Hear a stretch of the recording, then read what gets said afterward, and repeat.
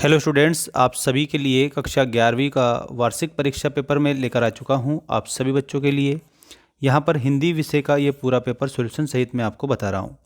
सभी बच्चे चैनल को सब्सक्राइब करके रखिएगा ताकि आपको वार्षिक परीक्षा की सारी अपडेट मिलती रहे। देखिएगा, आप लोगों का ये पहला क्वेश्चन आपकी स्क्रीन के सामने आ चुका है। हिंदी साहित्य का स्वर्ण युग कहलाता है। दोस्तों, हिंदी साहित्य के इतिहास को 4 कालों में विभाजित करा है, जो कि आपका पद्य साहित्य का इतिहास है। 1050 से यहाँ पर आप सभी बच्चों को याद रखना है, ये शुरुआत होता है। यहाँ हिंदी साहित्य का जो स्वर्ण युग है उसको हम क्या कहते हैं? भक्ति काल कहते हैं दोस्तों।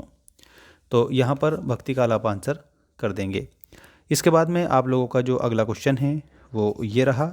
देखिएगा, अगला क्वेश्चन आपका, जहाँ कारण के अनुपस्थित होने पर भी कार्य संपन्न हो वहाँ पर अलंकार होता है। तो दोस्तों, वहाँ पर आप लोगों का विभावना अलंकार होता है, ये आप लोगों को याद रखना है। इसके बाद में आपका अगला क्वेश्चन ये रहा, विदाई संभाषण के लेखक हैं। तो दोस्तों, विदाई जो संभाषण हैं उसके लेखक आप सभी बच्चों को बताना है, और वो हो जाएगा दोस्तों यहाँ पर बाल मुकुंद गुप्त। ठीक है। अगला क्वेश्चन, निम्नलिखित में से शुद्ध वर्तनी है। तो यहाँ पर जो कवयित्री दिया गया है ये आपका शुद्ध वर्तनी है, बाकी सारे के सारे अशुद्ध है। यहाँ पर ये शुद्ध मतलब सही है जो आपको लिखना है। मधुबनी चित्रकला किस प्रांत की है? तो यहाँ पर आप सभी बच्चों को बताना है, और वो हो जाएगा मिथिला की है। ठीक है। इसके बाद में आपका अगला क्वेश्चन, सन 1894 में बनी film the arrival of the train किस देश में बनी थी? तो the arrival of the train ये आपको याद रखना है दोस्तों, करेक्ट आंसर के रूप में। अगला जो क्वेश्चन है ये देखिएगा, रिक्त स्थान की पूर्ति कीजिए का पहला, घर की याद कविता ऋतु में लिखी गई थी। तो घर की याद जो कविता है वो वर्षा ऋतु में लिखी गई थी, तो इसमें आपको वर्षा याद रखना है। जयशंकर प्रसाद कवि हैं, तो यहाँ पर आप लोगों को याद रखना है जयशंकर प्रसाद छायावादी कवि हैं दोस्तों। ठीक है। नेक्स्ट क्वेश्चन है, प्रबंध काव्य के अंतर्गत आता है। तो यहाँ पर आपको प्रबंध काव्य के अंतर्गत आता है दोस्तों, और क्या बताना है?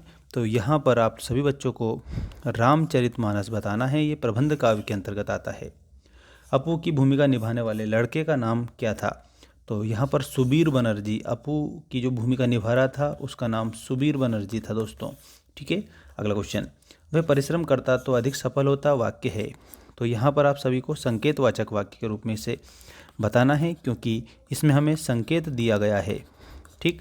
सभी बच्चों को मैं बता दें कि टेलीग्राम की लिंक मैंने डिस्क्रिप्शन में दे दी है, आप ज्वाइन जरूर करिएगा। काल कलाओं के लिए स्वर्णकाल माना जाता है। कलाओं का जो काल है वो गुप्त काल है, जो कला का स्वर्ण युग है। उदंत मार्तंड के जो संपादक हैं उसमें पंडित जुगल किशोर शुक्ल आपको आंसर करना रहेगा सभी बच्चों को। और इसके बाद में यहाँ पर आपकी सही जोड़ी बनाइए वाला जो क्वेश्चन है वो आ चुका है। देखिएगा, हे भूख मत मचल अक महादेवी का है दोस्तों। और इसके बाद में यहाँ पर आप सभी देखिएगा, वीर रौद्र और भयानक। वीर रौद्र और भयानक में आपका ओज गुण पाया जाता है। कर्मवीर जो आप लोगों को दिया है, ये एक बात आपको याद रखना है, ये मक्खनलाल चतुर्वेदी से आप इसको मिला देंगे दोस्तों। ठीक है। और संस्कृत से हिंदी में परिवर्तन के साथ प्रयुक्त जो शब्द हैं उसको हम क्या बोलेंगे? तो आपको याद रखना है, वो शब्द आप लोगों को याद रखना है। क्या हो जाएंगे? तद्भव शब्द आपका आंसर हो जाएगा, बिल्कुल करेक्ट। ठीक है। इसके बाद में देखिएगा, आप नेक्स्ट क्वेश्चन आपका, एक शब्द एक वाक्य में उत्तर दीजिए का पहला क्वेश्चन, रस के कितने प्रकार है? तो साथियों, प्यारे बच्चों, आप सभी को मैं बता देता हूँ, रस के 10 प्रकार होते हैं। ठीक है। तो आपको 10 संख्या बतानी है। मीराबाई ने किसे अपना पति माना है? तो मीराबाई ने श्री कृष्ण भगवान को अपना पति माना है, तो इसमें आपको श्री कृष्ण लिखना है। मियां नसीरुद्दीन शब्द चित्र किस संग्रह से लिया गया है?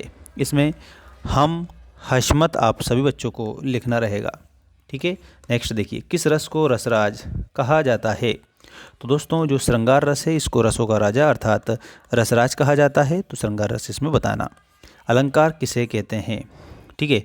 तो काव्य की शोभा बढ़ाने वाले जो तत्व होते हैं उसे अलंकार कहते हैं, तो यहाँ पर आप सभी बच्चों को ये बताना रहेगा, जो काव्य की शोभा बढ़ाने वाले तत्व या धर्म होते हैं उसको अलंकार कहते हैं। भारत में पहला छापाखाना कब व कहाँ पर खुला था? यहाँ पर आपको गोवा में बताना है, और बिल्कुल करेक्ट आपका गोवा हो जाएगा। नेक्स्ट है टेढ़ी खीर मुहावरे का अर्थ लिखिए। तो टेढ़ी खीर का अर्थ होता है कठिन कार्य। ठीक है, कठिन कार्य आपका कंप्लीट आंसर हो जाएगा। इसमें 1556 आंसर आएगा, ये भी ध्यान रखना। सत्य असत्य का पहला, नमक का दारोगा कहानी है, तो इसमें आप लोगों को सत्य लिखना है। दुष्यंत कुमार गज़लों के लिए जाने जाते हैं, कवि दुष्यंत कुमार गज़ल के लिए जाने जाते हैं, सत्य है। हिंदी साहित्य के इतिहास में भक्ति काल स्वर्णयुग कहलाता है, तो दोस्तों इसमें भी आप लोगों को सभी बच्चों को सत्य आंसर करना रहेगा, बिल्कुल करेक्ट आप लोगों का हो जाएगा इसमें सत्य। ठीक है, इसके बाद देखिएगा चौपाई के प्रत्येक चरण में 16-16 मात्राएं होती है, ये बात भी आपको सही के रूप में बतानी है। कवित्त छंद में 31 वर्ण होते हैं, तो ये बात भी बिल्कुल सही है, कवित्त में 31 वर्ण होते हैं। नेक्स्ट देखिएगा संचार शब्द की उत्पत्ति आचार धातु से हुई है, ये जरूर असत्य है, क्योंकि संचार की धातु जो है वो चर धातु है। क्या है? चर धातु है। इसका स्क्रीनशॉट जरूर लें सभी बच्चे। अब आप सभी को मैं बता देता हूँ कि आप लोगों के लिए हमारा जो ऐप है, ऐप पर आपके सारे कोर्स दिए गए हैं। दोस्तों आपके लिए मेंस एजुकेशन ऐप उपलब्ध है गूगल प्ले स्टोर पर, जहाँ पर क्लास 11th वाले स्टूडेंट्स के लिए हिंदी के पूरे नोट्स अवेलेबल मैंने करा दिए हैं। तो इस बात को ज़रूर सभी बच्चे ध्यान रखिएगा।